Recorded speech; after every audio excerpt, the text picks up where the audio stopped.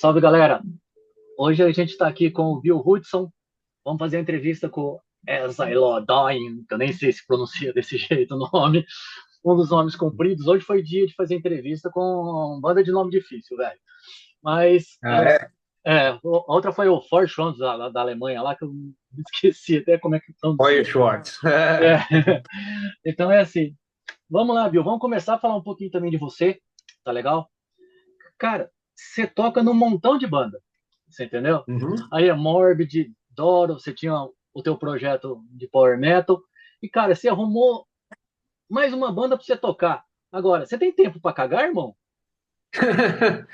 Pouco, cara, pouco. Na verdade, meu tempo para cagar, meu tempo para dormir, meu tempo para fazer, para comer, é tudo em hotel igual esse aqui, né? Eu sou muito sortudo de que nos últimos quase 10 anos aí, se não mais, eu tenho trabalhado bastante, né? Eu viajo de qualquer coisa entre tipo 7 e 10 meses por ano tocando. As agendas ficam meio complicadas às vezes, né? Show no mesmo dia e tal. Aí eu tenho que fazer esse show aí, mandar um substituto para esse. Mas fazer música profissionalmente, fazer turnê, isso é tudo que eu queria da minha vida. Então eu não posso reclamar. Então, essa era uma das coisas que eu queria falar de você. É, a primeira pergunta, não sei se era aqui do Brasil ou não, qual foi o momento da sua carreira que você acha que impactou na sua vida no sentido assim, eu vou viver de música como você está vivendo hoje?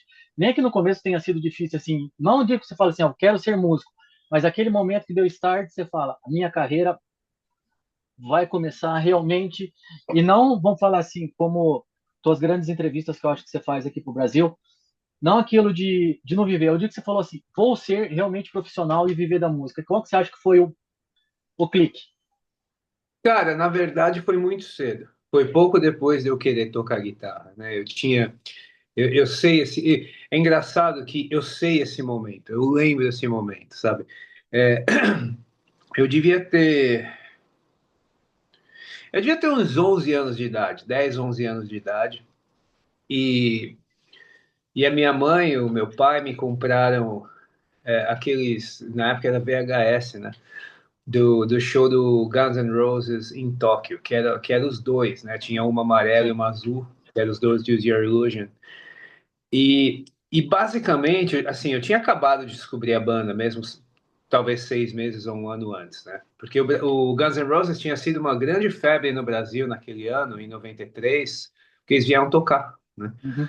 E na época, show internacional não era como é hoje, que tem toda semana, né? Sim. Então, até minha irmã, minhas primas, todo mundo gostava de Guns N' Roses nessa época. E, e eventualmente, né, eu vi o clipe de November Rain quando eu era criança. Foi no intervalo de um filme da Globo, aliás. Eu não consigo imaginar hoje isso acontecendo. No intervalo de filme da Globo passar um clipe, sabe? Mas eu queria, né? Eu queria uma guitarra. Eu comecei a pedir uma guitarra para os meus pais. Eles me deram depois naquele ano. Mas essa fita de VHS que eu falei do show foi quando eu lembro, eu nunca me esqueço, eu estava no quarto dos meus pais assistindo esse VHS, esperando eles se arrumarem para a gente sair, não sei o quê. E aí começou o solo do Slash no meio, né? Que é um solo bem longo e onde ele termina tocando o tema do Godfather, né? Do Poderoso Chefão. E eu lembro de ver isso e falar, é isso que eu quero fazer na minha vida. E quando eu falei, eu lembro até a minha mãe, nossa, mas ser músico é muito difícil, é quase impossível, né? Especialmente tocando rock, assim, né? Vai ser difícil, vai ser impossível. Ela nunca disse impossível, mas ela dizia, vai ser muito difícil, né? Só que pra mim, eu via no vídeo aquele puta palcão, aquele público, e no começo do vídeo também aparecia a equipe montando o palco e tal. Então, para mim, ficava bem real. Eu falava, não, isso não é impossível. É só um grupo de pessoas que está fazendo isso. Eu quero também, né? Tipo, se eles fizeram, eu posso fazer também. Então, era isso, cara, 10, 11 anos. Até hoje eu não cheguei no nível do Guns N' Roses, mas eu consegui forjar uma Porra, ótima carreira e viver disso. Então, porra. E agora nessa carreira, qual que você acha que foi a tua maior alegria e a tua maior desilusão na carreira? Olha, eu vou começar com a maior desilusão que eu sei. E eu tô até com a camisa da gravadora, mas eles que se fodam. Ah, Eu tô só porque é a camisa quente de manga de comprida. inverno. Porque eu tô na Rússia. Mas foi essa. Foi o Northdale já com 35 anos, né? Anos atrás. Que depois que eu já estava com a minha carreira estabelecida, já tinha ganho dinheiro, já tinha comprado minha casa, já tinha tocado em todos os maiores shows do mundo, já tinha feito tudo que nenhum brasileiro fez, eu decidi que eu queria montar minha própria banda, aquela banda que eu nunca montei quando eu era criança, porque eu fiz carreira tocando para os outros, né? Eu assinei o Northdale com essa bosta dessa gravadora, que é a Nuclear Blast, achando que ia ser a melhor coisa da minha vida, porque também era um sonho, né? Todos os discos que eu tinha, Hammerfall, Stratovarius, Halloween, assim, dos anos 90, era tudo na Nuclear Blast. Sim. Então eu falava, não, eu quero estar nessa gravadora. E eu assinei um contrato que não era o melhor contrato do mundo, eu já sabia, mas eu melhorei. E eu acabei assinando um contrato muito melhor do que basicamente qualquer artista que assinou naquela época, né? Uhum. Então, para mim, a Eu banda ia voltei. rolar, pronto, agora, né? Aí eles colocaram a gente em tudo que é revista, eles colocaram a gente em uns shows importantes, começou muito bem. E eu empolgadão, né? Já no nosso primeiro disco, nós fomos para o Japão. Já no nosso primeiro disco, nós tocamos na Suécia. Então, eu, eu achei que ia rolar. E aí, para o segundo disco, eu coloquei todo o meu amor, fiz tudo que coloquei todo o meu tempo, toda a minha energia. Eu falei, esse disco vai ser um clássico do metal, que é o Eternal Flame, que ironicamente aí no Brasil ficou bem popular, mas basicamente em nenhum outro lugar. E, e, e a razão que isso aconteceu foi porque a gravadora foi vendida na semana que eu entreguei o disco, né? E, e aí todas as pessoas que trabalhavam com a gente, que era uma equipe grande, mudaram. Então, de repente, né, a pessoa que está comunicando comigo no dia a dia, para entrevista, para divulgação, é alguém que eu já não conheço, é alguém que já não sabe quem é a nossa banda, sabe? Aí eu pergunto, e aquela deadline da data tal? Aí ninguém sabe, né? Aí o disco Puta, velho. saiu, não houve grande divulgação. De novo, a divulgação que teve grande foi no Brasil, porque quem trabalhou pra gente foi a Damaris Hoffman, ela que fez uma puta campanha pra gente no Brasil. E a gravadora ferrou ela também. E, e basicamente, tipo, eu chegou um ponto que eu mandei um e-mail pra gravadora e falei, eu sei que eu ainda devo mais 2 discos, mas eu não quero mais estar nessa gravadora. E se vocês não me deixarem sair do contrato, eu vou terminar a banda. E essa foi a maior decepção, porque Sem porque de dúvida. tudo que eu já fiz, tudo que eu já fiz na minha vida, assim, eu nunca consegui fazer a minha banda direito. Né? Eu sei que a gente tem fãs, provavelmente muita gente assistindo aí é fã do Northdale, mas entendam que no business da banda deu basicamente tudo errado. E é por isso que eu não estou fazendo a banda agora. Agora, a maior alegria, eu também sei, e é engraçado como na vida tudo é contextual, né? Porque o que foi a minha maior alegria na vida até aquele ponto, hoje já é normal para mim acontecer. Uhum. Só que naquele ponto era o que eu queria, que foi em 2015, eu toquei como headliner do Wacken Open Air, que é o maior festival de metal do mundo, que acontece na Alemanha, ao lado do Savatage, que era uma banda que eu tinha crescido obcecado, assim, eu era muito fã. E, e a banda acabou em 2000, né? A banda acabou quando eu ainda estava no colégio. Só que eles fizeram um show de retorno em 2015. Desses 15 anos, de quando eles acabaram até esse show de retorno, tudo que passava pela minha cabeça é que um dia, se o Savatage voltasse, eu queria tocar com eles, né? E aconteceu. Foi muito específico, né, em 2015. E nesse show eu toquei com todos os membros do Savatage, com também Russell Allen do Symphony X, Jeff Scott Soto, Nathan James do Inglorious, Dino Ilusic. Então tinha vários caras muito fodas assim do metal juntos como uma banda E a gente fez o maior show da história do Wacken, que foi nos dois palcos ao mesmo tempo, né? O Sabotage e Trans-Siberian Orchestra tocando a mesma música ao mesmo tempo. E hoje isso é normal na minha vida, mas em 2015 não era. Então esse foi o dia que eu nunca esqueço também. Atrás do palco, assim, a introdução rolando, e eu atrás do palco, eu pensando, olhando assim, pensando, eu consegui. Tipo, isso, era isso que eu queria. Foi um show para 90 mil pessoas, sabe?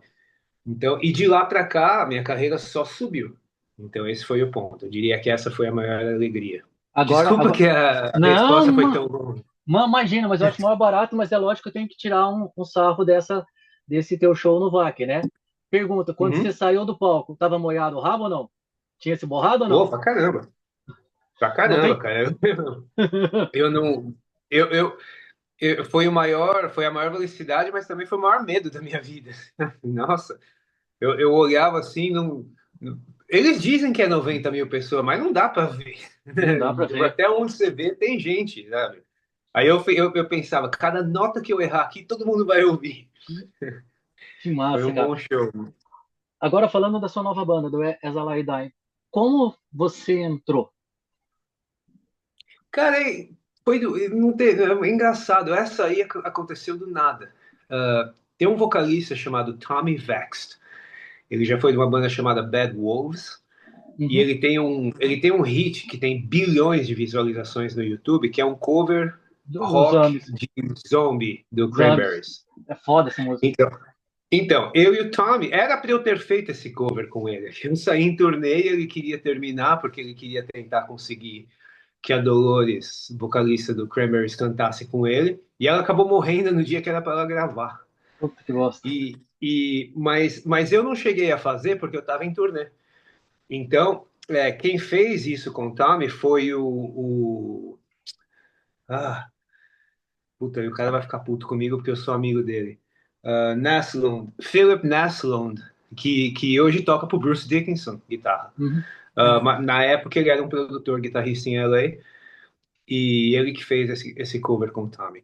Mas enfim, eu continuei amigo dele, né? Depois disso aí, eu até toquei na banda solo dele, fiz alguns shows solo dele. E um dia eu estava em turnê, eu não estava na Rússia, mas acho que eu estava na República Tcheca, estava aqui na Europa Fria, e ele me ligou falando que o Wesley Dying queria conversar comigo sobre entrar na banda. Obviamente tinha muita controvérsia, né, com a história toda da banda pela internet, então a princípio eu fiquei meio assim, bom, vamos conversar, vamos ver se vale a pena. Mas conversando 5 minutos com o tema, a gente se tornou melhores amigos e aí foi tudo fez sentido, sabe? Mas foi isso, foi uma indicação do Tommy Vex. Porra, massa. E eu acho que o Bad Homens nunca mais foi o mesmo depois que ele saiu, assim, cara. Depois dessa versão, eu achei que deu uma. Assim, gosto pessoal, sabe? A saída dele me broxou na banda, assim. Mas é boa Ah, ainda. eu concordo com ele, eu concordo com isso. As músicas eram dele. É, Então, todas as boas músicas quem compôs foi o Tommy. Então ele saindo da banda, os caras tentaram, "Ó, agora a gente tem que fazer música, mas a essência do negócio todo era o Tommy. é. Tanto é que a banda nova dele, que é ele e o guitarrista, o ex-guitarrista também do Bad Wolves, o Chris Kane, na minha opinião, soa mais como Bad Wolves do que o que eles chamam de Bad Wolves hoje. Sim. Agora uma pergunta, no Exaline, o que você acha que vai melhorar em vocês enquanto banda? Vocês acabaram de fazer os dois primeiros shows, né, com essa formação. O que você acha que vai melhorar até vocês pisar no palco no Brasil? Só uma correção, a gente já fez uma turnê, tá? Ano Ah, passado a tá. gente fez já uma turnê só. Ano passado a gente fez uma turnê europeia de 3 semanas. A gente tocou, inclusive aqui na Rússia também. Nós fizemos 3 shows na Rússia e acho que 9 na Europa e depois mais um no México, só um Uhum, solo. Então ainda não é uma puta experiência, uhum, mas já, né, já teve uma turnê e tal. E, cara, eu tô muito feliz, porque assim, eu entrei e o baterista, o Tim Young, eu e ele já trabalhamos junto há 10 anos em várias bandas diferentes, incluindo o Tommy Vext. Então ele eu já conhecia, ele já era um grande amigo meu. Os outros caras eu não conhecia ainda, que é o Chris Clancy, né, que foi do Mutiny Within, que era uma banda que eu gostava muito quando saiu. E o Don Vera, que é o meu outro guitarrista, que eu não conhecia. Eu nunca tinha ouvido falar dele, nem de nada que ele fez. Mas, cara, em 2, 3 dias a gente era melhores amigos. É aí que você sabe que a banda vai rolar, sabe? Então, aí aqui agora, e eu tive a oportunidade de trazer 3 pessoas para a equipe, assim, gente que já trabalhava comigo, né?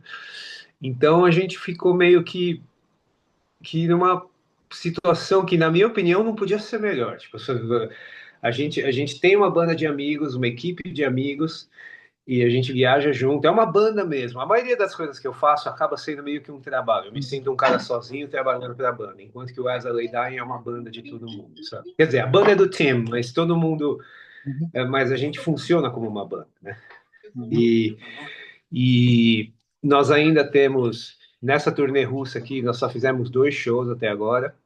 Nós temos 9 mais. Então, esse vai ser os ensaios aí para América do Sul, né? Porque quando eu Sim. chegar em São Paulo, eu não posso fazer feio. Mas, mas eu estou muito empolgado. Eu acho que vai ser muito legal. A gente vai estar bem afiado na hora que chegar por aí. Eu acho muito massa isso que a gente está falando. Agora eu vou fazer uma pergunta. A gente conversando que ia entrevistar você, entrevistando a banda, os caras mandaram umas perguntas assim que eu achei muito foda. Eu achei muito foda incluir, né? Se você quiser mandar um abraço pro Guilherme Viana, que é fã da banda pra caralho, né? O homem da tatuagem, que é um tatuador aqui no Brasil. O Guilherme Viana é o nome do cara. Guilherme... Ô, Guilherme Viana! Obrigado mesmo, cara. Obrigado pelas perguntas. Eu espero te ver no show, hein? A primeira pergunta que ele fez falou assim que a banda surgiu com outros grandes nomes, como Trivium, Bullet for My Valentine, tal, e teve algumas colaborações, né? E vamos falar, e agora que tá rolando essa fase de tipo de Remind, que tá tendo um montão de show, vamos falar assim, um montão de show de emo, tudo junto. A pergunta é: o que você acha de ter uma reunião dessa geração aqui no Brasil? Se você acha que lotariam Aliens, vocês, o Trivium, o Bullet, que acabou de tocar também no Aliens. O que você acha de O, fazer? o Allianz, você tá falando do estádio, Allianz Parque? É, Nossa, eu não sei. Bom, é assim, eu nunca na minha vida ia achar que o Avenged Sevenfold ia tocar lá. Porque aqui nos Estados Unidos, aqui na Europa, eles não tocam em lugar tão grande assim. Toca em lugar grande, arenas para 15 mil, 20 mil, uhum. mas não um estádio para 50 mil. Isso eu nunca imaginei na minha vida que ia acontecer. Então, eu acho que seria muito legal. Eu não sei se teria público, né? Killswitch Engage, Trivium, Unearth, As I Lay Dying, assim, não sei se teria público, mas se rolasse um show assim, eu estaria muito interessado. Promotores, pensem nessa ideia, hein? Sim, tem a. Esqueci o nome, cara, porque uma coisa que, pensando que você pensou, o Forfun lotou o Allianz. Eu Quem? nunca. Chama Forfun, eu nunca ouvi falar do Forfun, lotou o Allianz. Eu também não, da onde são? Então, ou é de São Paulo ou é do Rio, cara, uma banda emo. Lotou. É brasileira? Brasileira, velho. Brasileira. Teve esse remind assim, Nossa, os caras tocaram lá, velho. É tipo assim, você fala assim, cara, o Jota Quest fez o maior show deles no Allianz, fizeram uma coisa lá, aí você fala, puta, Jota Quest, você entende. Paralamas, você sim, entende, né? Pela exatamente. história. Pela história. Mas esse que escutou, eu falei, caralho, como é que os caras tocaram? E, tipo, eu já vi Depeche Mode e Sting tocando em meio estádio. Né? É uma coisa Nossa, assim que você exatamente. não, né, que você não encaixa, voltando até o Avenged. O Guilherme também perguntou de uma faixa, que eu nem sei se está nessa tour de vocês, que eu não olhei o setlist, que é a Nothing Left, que ela fez parte do jogo do Midnight Club, do PlayStation 2. Sim. Né? É, e assim, você acha que poderia, na atual na vida de músico e da vida da música, vocês lançar outra banda com jogo? Você acha que rolaria? Ou você acha que perdeu aquele impacto que tinha desde a época dos Guitar Hero da vida? Música para o jogo, você diz? É. Ou música para um filme também, eu também acho que encaixaria, velho. É. Ó, eu nem sabia, honestamente, eu nem sabia que Nothing Left estava nesse jogo. É. A gente toca assim ao vivo, mas eu nem sabia. Cara, tem sim. Quer dizer, Eu acho que com AI, os caras vão começar a fazer isso. Eles vão começar a fazer música de AI para os jogos. Eu acho, não sei. Uhum, Eu já gravei guitarra para o jogo Metal Gear Revengeance, mas eram músicas originais feitas para o jogo, né? uhum, Não era uma música que tinha entrado no jogo. E o Northdale tem, a minha banda, a gente tem várias músicas em jogo, mas normalmente é jogo que é meio que copia Guitar Hero, sabe? sim. Ou é de bateria, esses jogos rítmicos, né? Uhum. Então eu não sei, mas eu acho que sim, eu acho que isso tem a ver com a pessoa responsável por escolher a música do jogo, e às vezes os caras gostam, é contextual. Mas eu realmente acho que tanto para jogo quanto para filme, daqui para frente os caras vão começar a usar AI. Sinceramente, eu acho que é isso que vai acontecer. Eu também penso mais ou menos da mesma maneira que você. Agora, essa tour, acho que desde que vocês estão comemorando os 20 anos do Shadow Heart Security. E a banda, tipo, é Isso, nova, que nem você falou, que você já. E você é um compositor, correto? isso, Ah, sim. ah, você acha que essa turnê, tocando as músicas desse álbum, você ajudando a compor, vai sair alguma coisa? Não digo. Vou falar Shadows Are Security 2, mas por favor, não pense como uma continuação, tá? Você acha que você pode, né, nessas novas músicas que você fizer para a banda, junto com todo mundo, você acha que pode vir um pouco para esse lado? Para mim é meio que inevitável, porque é o disco que eu mais aprendi música, né? Uhum, Eu acho que quando você compõe, é quase que uma regurgitação do que você está ouvindo, do que você está acostumado, né? E eu tive que aprender todo o Shadows of Security para esse show, mais seis, sete músicas que a gente toca além, nove, além do show. E, e eu acho que assim, eu sei disso. Os riffs, as coisas que eu tenho feito assim para a banda, elas são bastante remanescentes dessas músicas só porque eu estou acostumado com elas, entendeu? Eu acho que quanto mais confortável eu ficar com a música, tá? Porque também tem que entender isso, né? Eu não era fã da banda antes, eu não conhecia pra caramba. Não. Eu conheço o que a gente toca. Então, eu acho que é quase que inevitável que soe um pouco como as coisas que eu estou aprendendo. uhum, Nós estamos trabalhando no disco agora, inclusive. uhum. A pergunta que eu ia fazer, você quase respondeu, era se você ouvia o álbum 20 anos atrás, né? Então, quando você ouviu agora para aprender e você tocando, como que foi essa relação? O que você ouviu, o que você está fazendo? Então, só uma coisa, eu ouvi o álbum há 20 anos atrás, sim. Só que eu não gostei. 20 anos atrás, quando eu mudei para os Estados Unidos em 2005, né? E quando eu cheguei na cidade, vamos dizer assim, eu mudei para os Estados Unidos em 2005 com o gosto de heavy metal do brasileiro, que é Iron Maiden, Halloween, os power Aham, metal, né? aham, Bandas de metal melódico, assim. Banda que berrava, eu só conhecia Sepultura, que eu não ouvia, fui começar a ouvir nos Estados Unidos. Conhecia, eu conhecia, sei lá, pouca coisa assim, aham, né, não conhecia, eu não conhecia muita banda que berra. Aí eu cheguei nos Estados Unidos e eu falava, né, não, eu gosto de metal, gosto de Iron Maiden, gosto de Halloween, gosto de Yngwie Malmsteen, gosto de Stratovarius. Ninguém sabia o que era, ninguém sabia o que eram essas bandas. Claro, Iron Maiden sim, mas tipo, Halloween, Stratovarius, que é isso? Gamma Ray, não, Dream Theater, um ou outro eu conhecia, porque isso é antes do Dream Theater entrar na Roadrunner, sabe? sim. Então, nunca me esqueço, assim, foi uns dois, três dias que eu passei na casa de um amigo lá, e o cara ficou me mostrando todas as bandas que ele chamava de metal, né?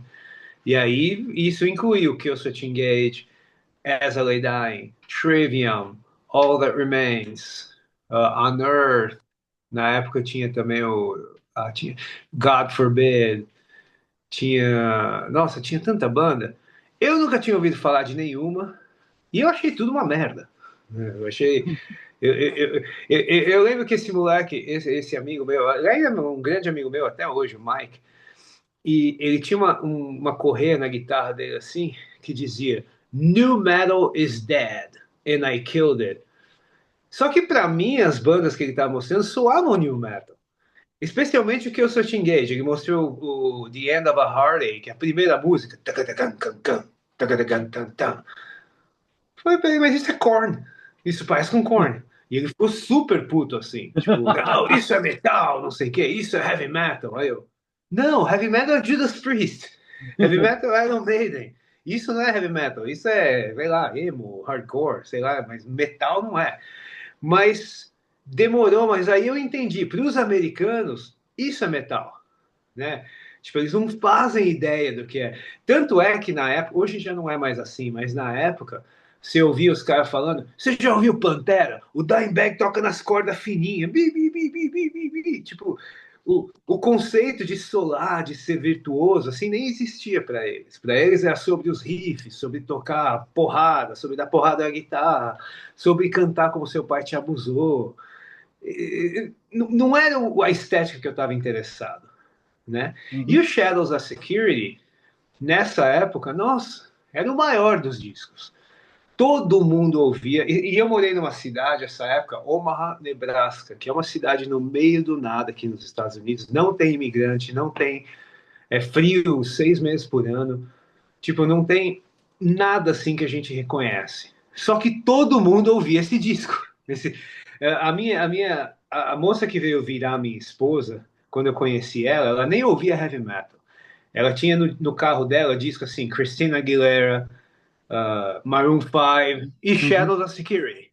Tipo, foi um disco que todo mundo ouviu, todo mundo. Então, eu não gostei. Eu achei que era meio que um negócio que todo mundo curtia, sabe? Uhum.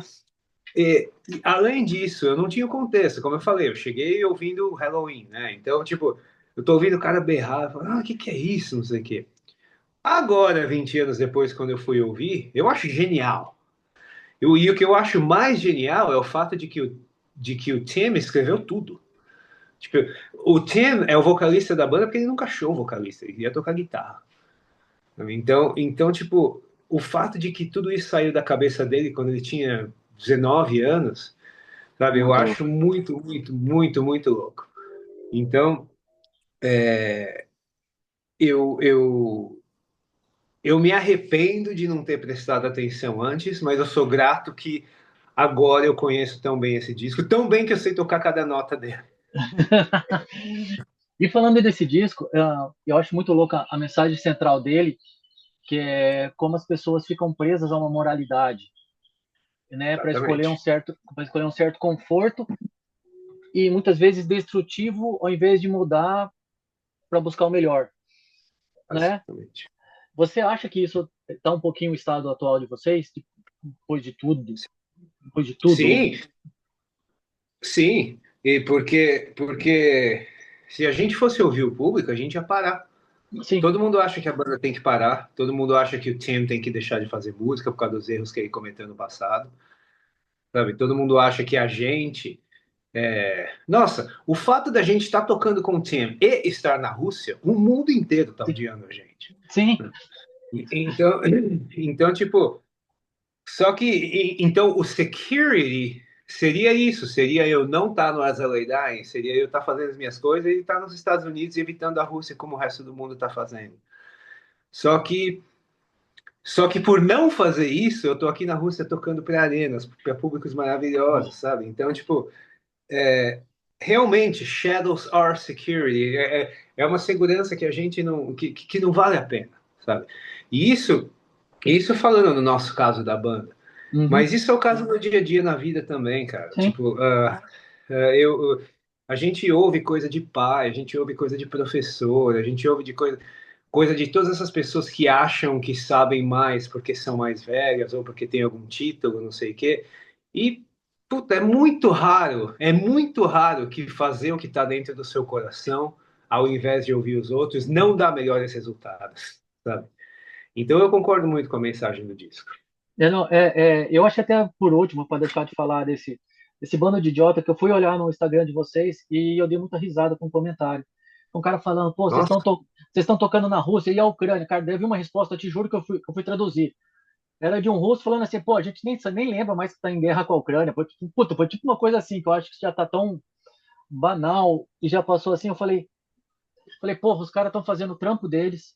Então, no caso do Tim, se reerguendo enquanto profissional, se reerguendo enquanto ser humano, né? Uhum. Ele sabe o que ele fez, ele já pagou, né, pelo que ele fez e vida segue, né? Quando ele me ligou a primeira vez, a gente conversou, tal, ele se apresentou, e acho que a segunda coisa que ele falou para mim no telefone, ele falou: Eu sei o que falam de mim, e se você tiver qualquer dúvida sobre isso, pergunta, que eu te falo o que você quiser. Massa, massa. Aí ele me contou o lado dele, claro, da história com a esposa. Ele me contou o que aconteceu com a última. E o que aconteceu com a última, eu sei que a história dele é verdade, porque eu conheço outras pessoas envolvidas, né? Uhum, Então, o fato é que as pessoas gostam de falar, gostam de ter essa falsa moralidade. E isso uhum. que você falou da Rússia, cara, é a nossa segunda vez aqui. E a única coisa que eu tô sentindo é assim, os cartões de crédito não funcionam. Então a gente tem que trocar dinheiro para pagar as coisas com dinheiro. Mas fora isso, meu telefone, eu estou fazendo essa entrevista com você, o telefone está funcionando, minha internet está funcionando, minha internet é americana, é vida normal. Normal. E, e, e o pior de tudo é que eu leio assim, eu leio, vocês estão suportando a guerra, vocês estão nos países Puta, genocidas. Não! pelo Nós amor de estamos Deus. tocando para os fãs, nós não estamos tocando para o governo. E se a Ucrânia convidasse para a gente tocar lá, a gente ia também. Sim, Né? Eu já fui para a Ucrânia, eu já toquei na Ucrânia, é um público maravilhoso, eu adoro a Ucrânia, como eu adoro a Rússia. Essa aqui é minha quinta vez na Rússia, eu já estive na Ucrânia 3 vezes, sabe? Não é um ou eu tenho daqui da Rússia, eu estou conversando com amigos ucranianos, né? Então não tem guerra, tem. Há uma agressão, tem gente morrendo, tem. tem. Eu gostaria que não fosse, sim. Só que eu não vou deixar de fazer música para fãs, para gente que não tem nada a ver com isso, Isso. porque Tá o reclamando. governo deles decidiu entrar em guerra. Não, Da última exatamente isso. vez, da última vez que a gente estava aqui, cara, nós chegamos em. Foram duas turnês diferentes, porque não deu tempo, né, por causa da Uhum. agenda de todo mundo. Então, da última vez que a gente estava aqui, eu lembro de chegar em Saint Petersburg e no hotel tinha diversos fãs, assim, esperando para pegar autógrafo e tal. Eu conhecia todo mundo.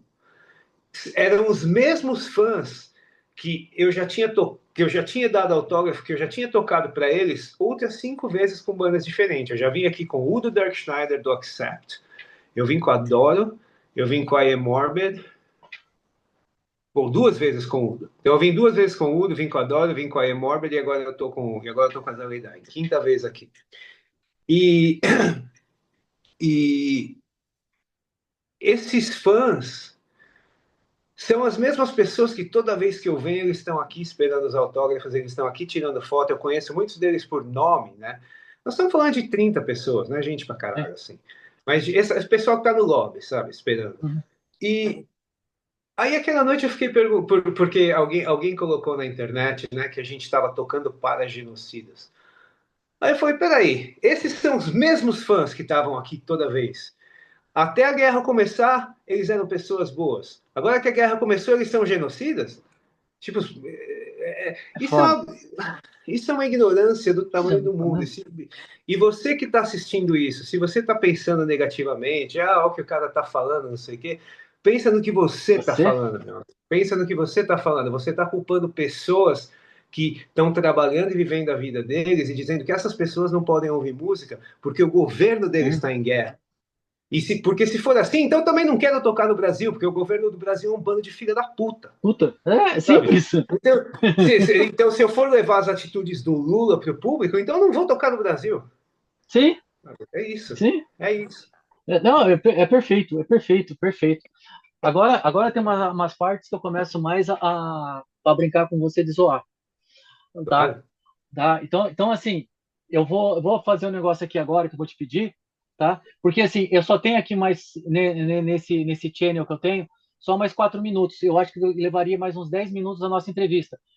A gente poderia, por exemplo, sair dessa sala e entrar no mesmo link de novo, só para me gravar, ter dois arquivos. Tá bom? Porque Claro, daqui, claro. Faz daqui isso 5 minutos agora? cai. Isso agora. Eu já te encontro de novo já, tá bom?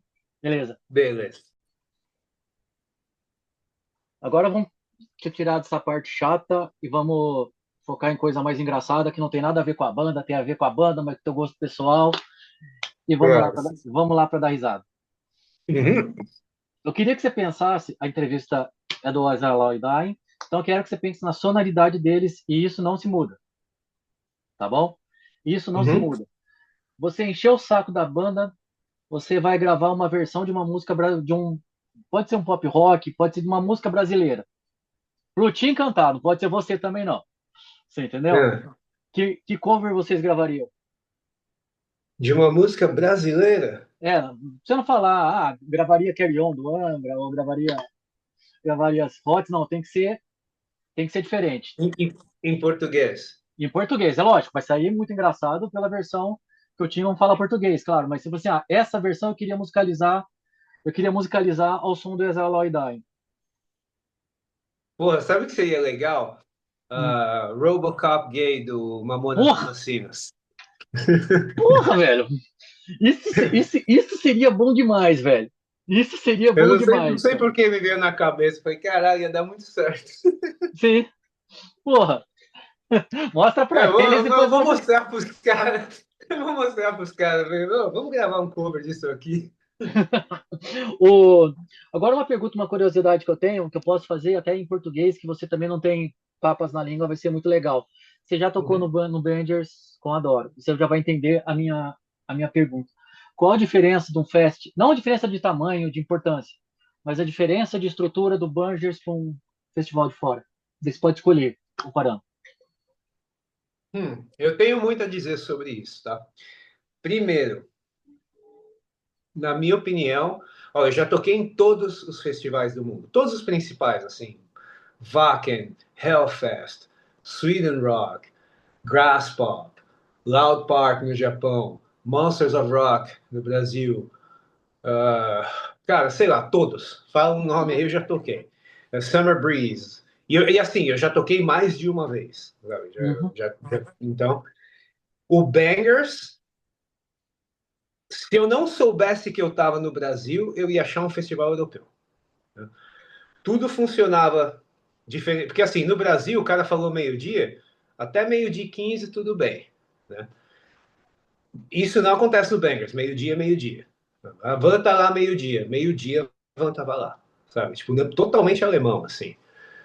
Em termos, a comida no camarim, a segurança, o som, a estrutura, na minha opinião, era um festival europeu. Só acontecia dentro do Brasil, certo? Agora, teve uma coisa que eu achei sacanagem e que foi bem típico de Brasil.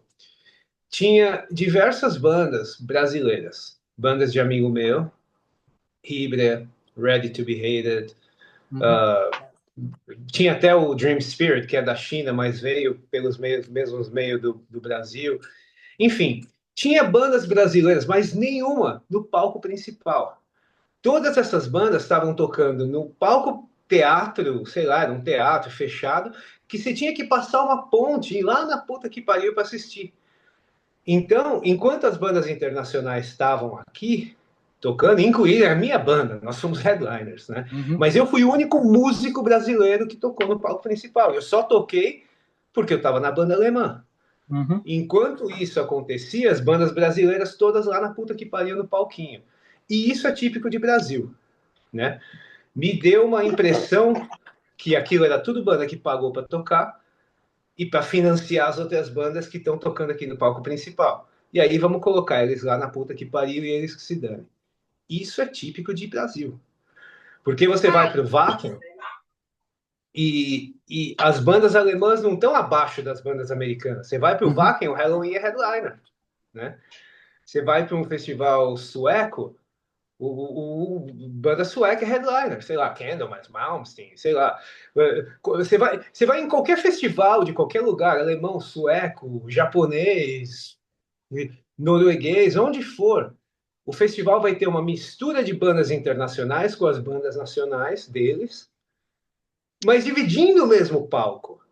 No Brasil nunca é assim. As bandas brasileiras tocam tudo de manhãzinha, ou tudo lá no palco na puta que pariu, enquanto as bandas gringas tocam nos palcos principais e tal.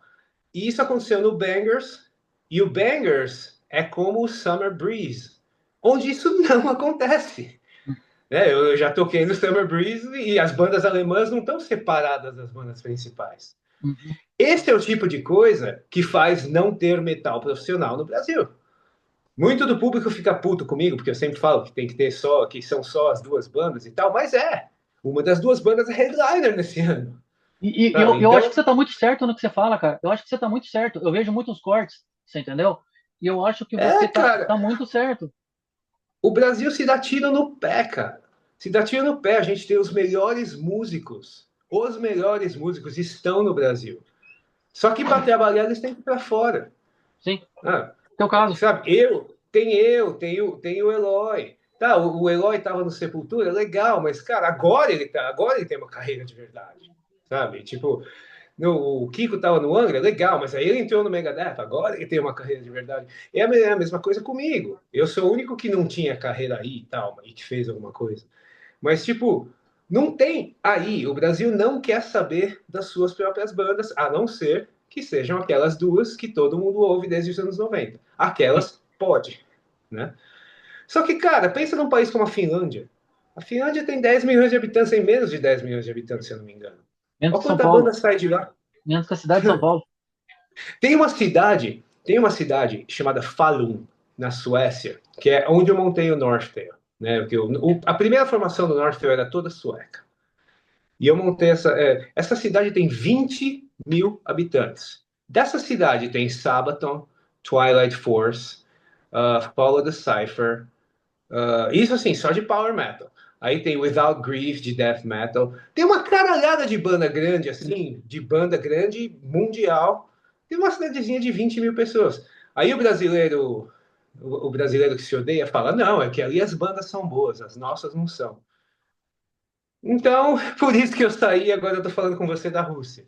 Sim, E o Bangers foi isso. O Bangers foi um bom display disso. Doro, Glenn Hughes, vocês tocam aqui, vocês têm toda a estrutura que vocês quiserem. Bandas nacionais, vão tocar lá no teatro e fiquem quietos. Tem meia hora para tocar, passou 1 minuto da multa. muito louco isso. E eu acho muito legal, porque eu até brinco que não são bandas, né? Hoje em dia são multiversos, É, né? Você entendeu? E é. eu acho muito legal isso. Eu fui uma vez só no Bangers, não fui nas versões de Summer Breeze. Acho um puta festival, acho que precisava aqui no Brasil, mas eu concordo contigo, velho, no que você tá falando. Não, é mais um jeito de dar grana para as bandas de fora. É mais um jeito para o pessoal pagar pau para as bandas de fora. E é por isso que eu fico nas bandas de fora, porque senão eu ia ficar aí no meio disso aí. Eu ia tocar lá no palquinho. Eu ia ficar brigando para conseguir tocar com algum membro do Angra do Sepultura. Eu Sim. ia, quando desse muito certo, eu ia tocar com algum sertanejo. Isso não é o que eu quero para minha vida, né? Agora eu tenho uma coisa, vamos lá, que eu chamo de escolhas, tá? Vou te dar duas Uhum. opiniões, duas coisas, você escolhe uma, tá? Primeiro, não sei, você como brasileiro, né? Você prefere a bola redonda ou a bola amassada? Redondo o quê? Bola redonda, futebol, ou a bola amassada, futebol americano? Ah, hum. Na verdade, eu prefiro a bola quadrada do Kiko, sabe, do Chaves. Porque, Perfeito. porque eu, eu não gosto de nenhum dos dois, cara. Eu não sou fã de futebol. O futebol americano eu gosto um pouco mais, mas também não ligo muito, porque depois de um tempo Viagem. me deixa de saco cheio. Né, eu prefiro a bola do Kiko, quadrada. Perfeito. Agora falando, não falando do seu gosto pessoal, que eu imagino que seja, porque eu já vi o que você falou do André, tá? Uhum. É, qual que é a banda brasileira mais importante do exterior? Que teria as duas que você sempre falou, mas eu falo, por que que não que a gente não, por que que nunca se ninguém cita o Crisium? Que eu acho que o Crisium é enorme. Mas o Então, Crisium é citado fora. O Crisium é citado fora, cara. O Crisium. Eu nunca menciono o Crisium quando eu falo dessas bandas, porque eu acho que dentro do Brasil eles estão a um nível abaixo das outras duas. Eu já fiz turnê com o Crazy no Brasil, abrindo com Vital Remains, que é americano. A gente Uhum. estava abrindo pro Crazy. Era nós, Malevolent Creation e o Crazy. Só que a gente estava tocando para 500, 600 pessoas, entendeu? É um Uhum. bom público? Com É, certeza. Se você consegue ter uma carreira de tocar para 500 pessoas todo dia, tá ótimo. Só que não é a mesma coisa, não tá lotando o Tokyo Marine Hall, né? sim. E mas fora, eles são uma banda nível headliner.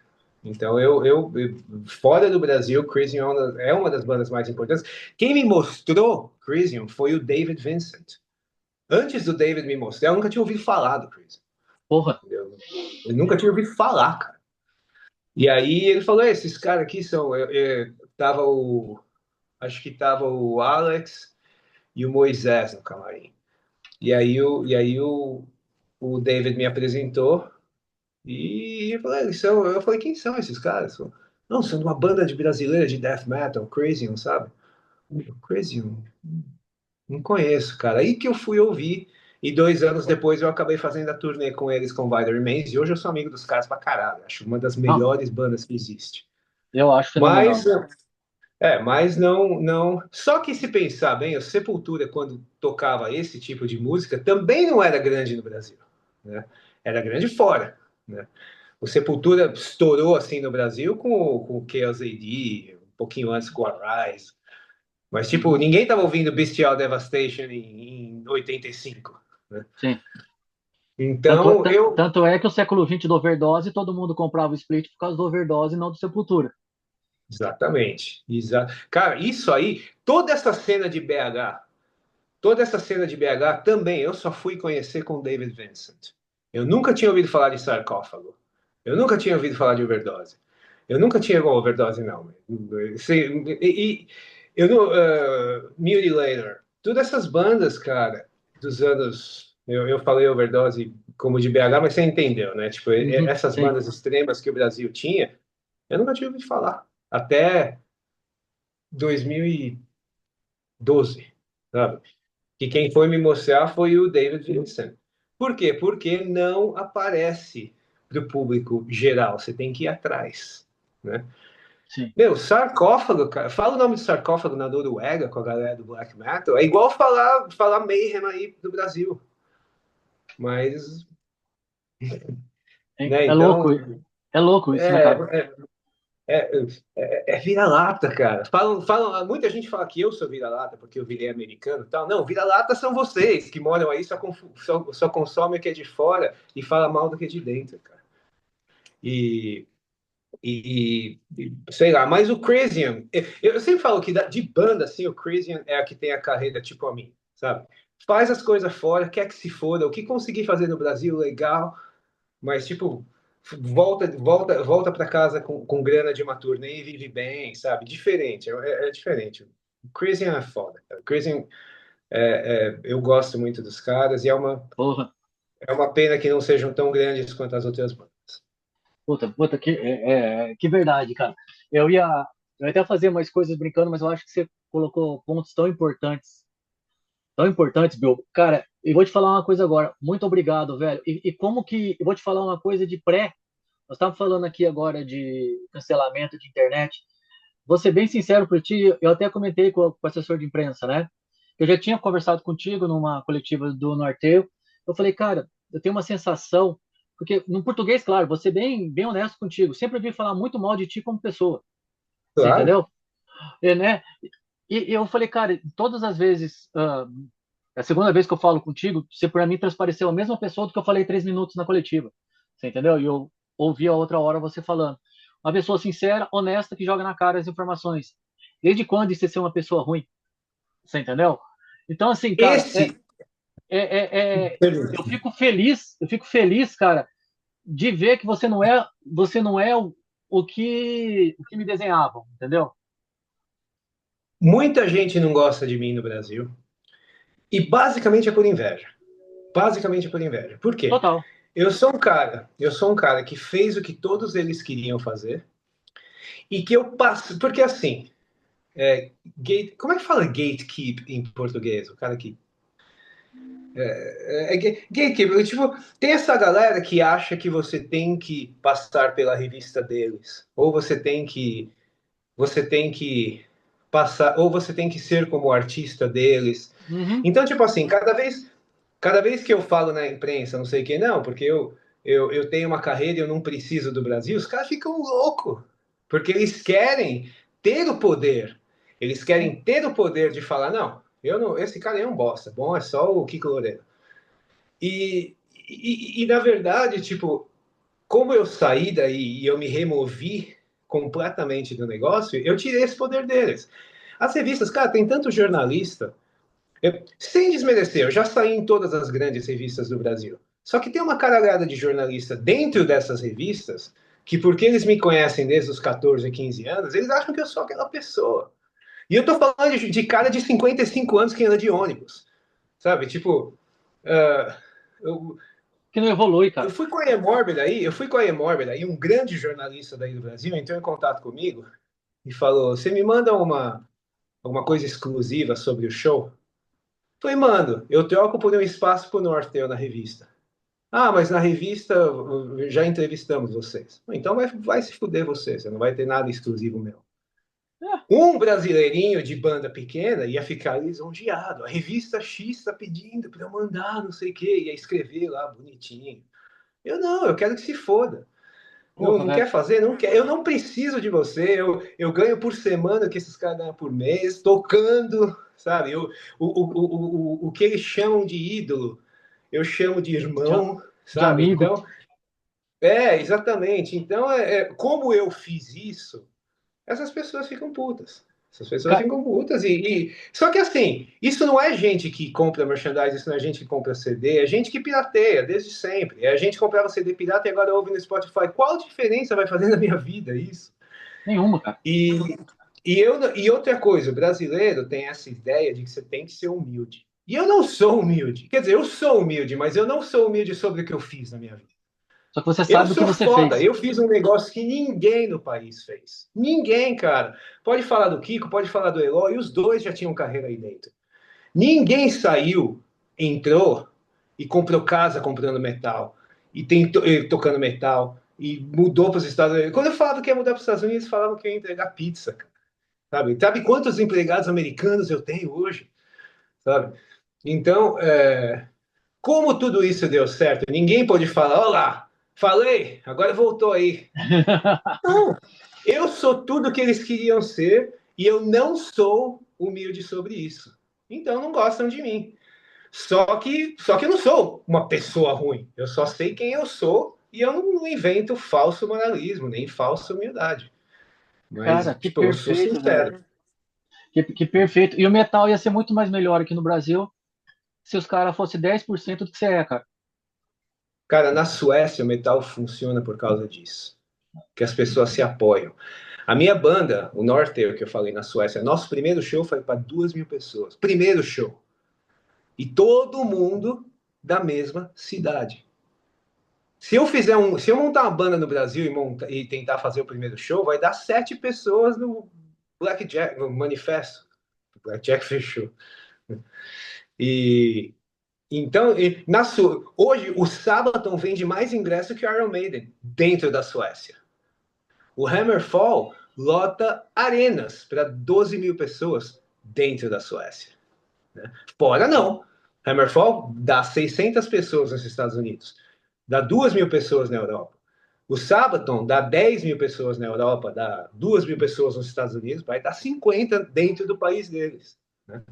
Se o Brasil pensasse desse jeito, se o brasileiro ficasse feliz pelo que eu faço, tivesse orgulho do que eu faço, olha, cara, eu entrei no Trans-Siberian Orchestra, ninguém falou nada no Brasil. O Dino Ielusi, que entrou no Trans-Siberian Orchestra, ele saiu na capa do jornal nacional da Croácia, do país dele.